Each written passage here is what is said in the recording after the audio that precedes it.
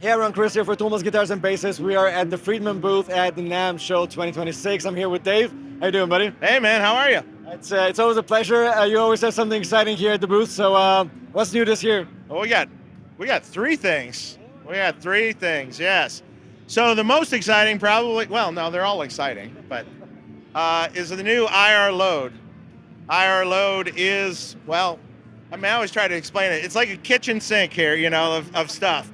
So it has a reactive load in it, has a stereo power amp, stereo effects loop.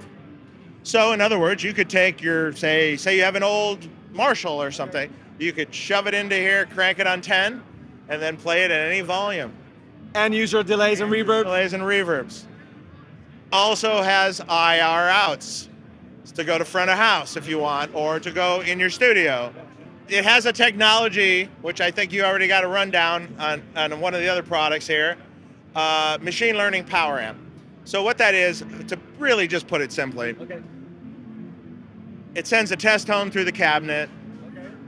It reads what the cabinet is, what kind of cabinet, where it's located, everything. It reads what it is, talks back and forth. So it causes this power amp to react like a tube amp reacts to a speaker cabinet. So it's a solid state stereo power amp that reacts like a tube amp because it learned how to do that. It's a patent pending design. And it really, really responds like an amp. Has all the punch, has all the dynamics, has all the things that you miss that you miss by using, a little Class D amp or something, that generally doesn't sound good. And it's not a Band-Aid. We don't put an EQ on top of it just to Band-Aid it. No, it's a ground-up design.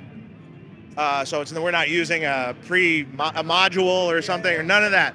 It's a ground-up design, our own build, and it's smart.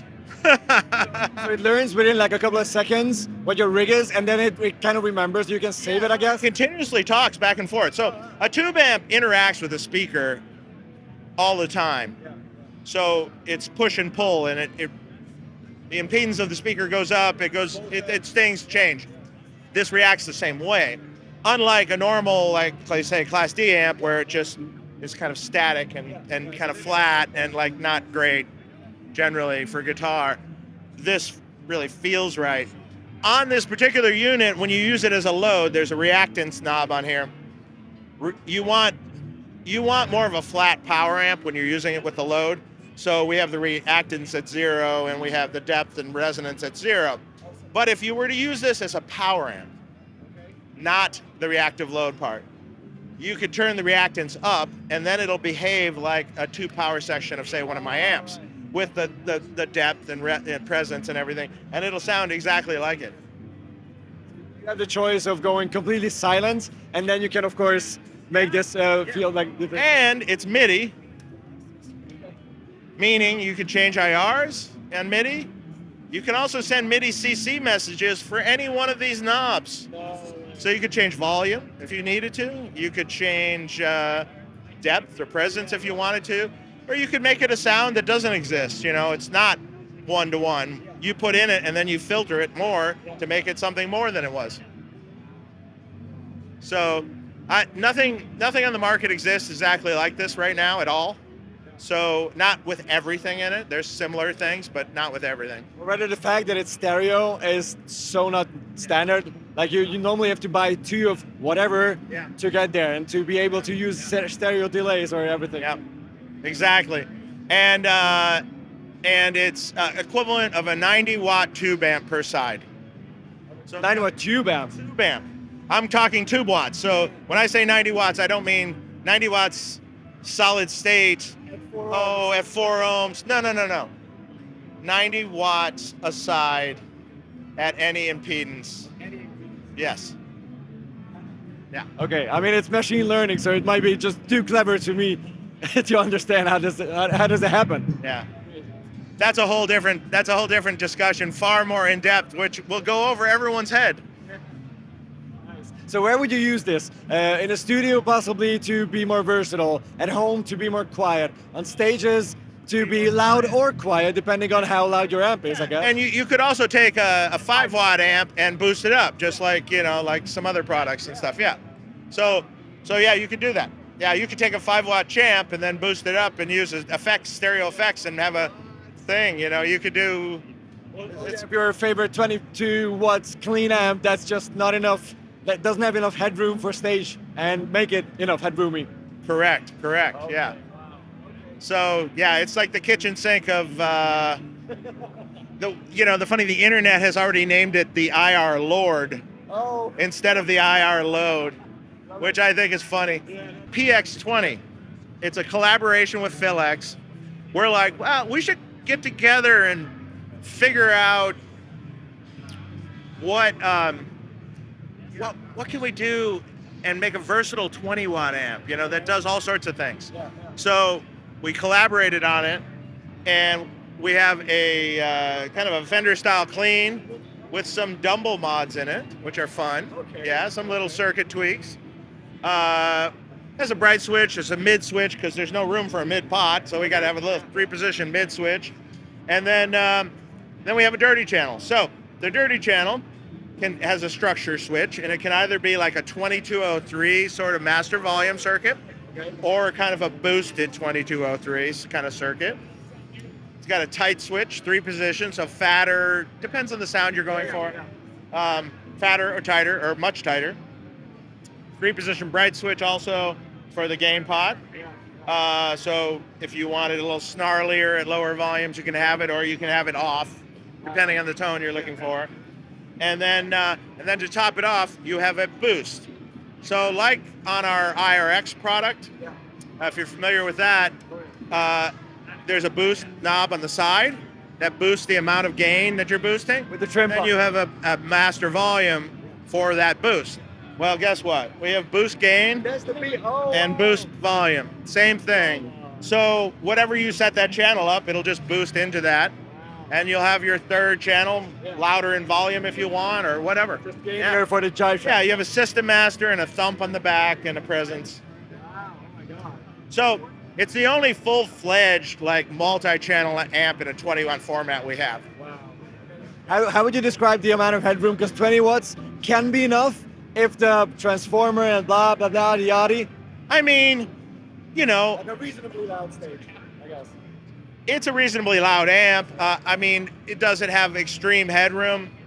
Well, maybe not. It's a 20-watt amp. You know, you're going to go so much. But that's a weird. Like, I mean, what is that anymore? I don't know. Yeah. I mean, some people play whisper volume, and the sound guy is still saying, "Hey, that's too loud." That's usually. And so I don't know. You know. It's the thing. Like usually you have like a 15-watt amp, and they complain like, no, go down. Like, come on. Yeah, I know. Really. Luckily, Take all there's the fun out of it. Yeah, exactly. But there's the IR Lord. Yeah, and then you can do whatever you want. You want it louder or quieter? Great, you got it.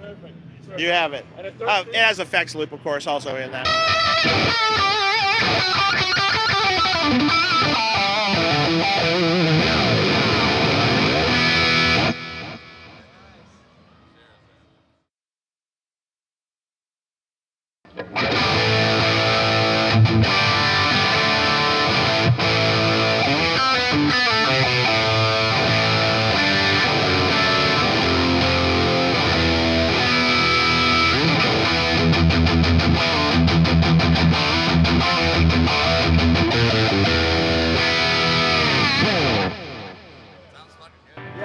And the third thing is the next amp in our vintage line.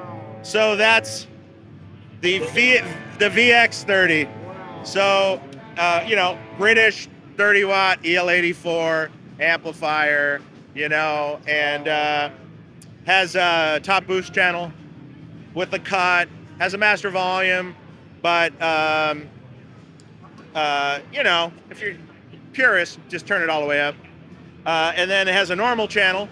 Okay. The normal channel has a 3-position switch on it, which gives you a bright channel of a normal AC30 or a normal channel of an AC30, or there was a bass version too. Wow. So you have 3 choices for the other channel. So if you want to be Brian May, you could not use the top boost channel, use the other channel and set it on the normal setting and hit a treble booster into it, and you have that. The channels are blendable though.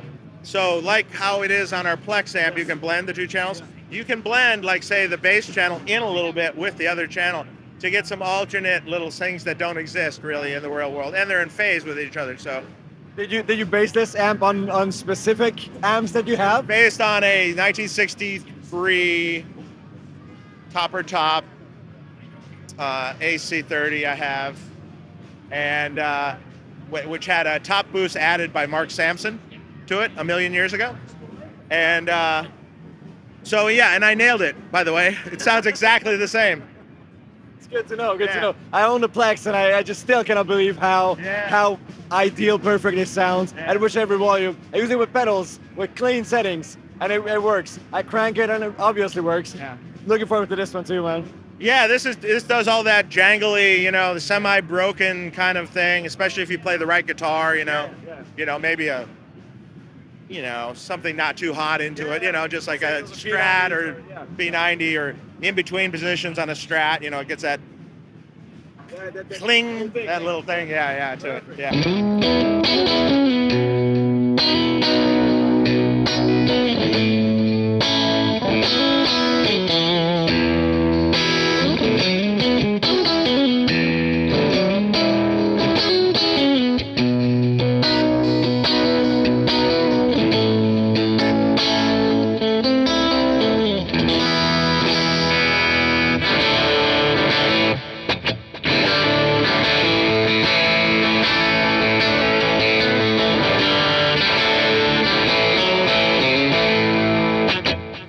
Thanks so much for walking us through all the news things.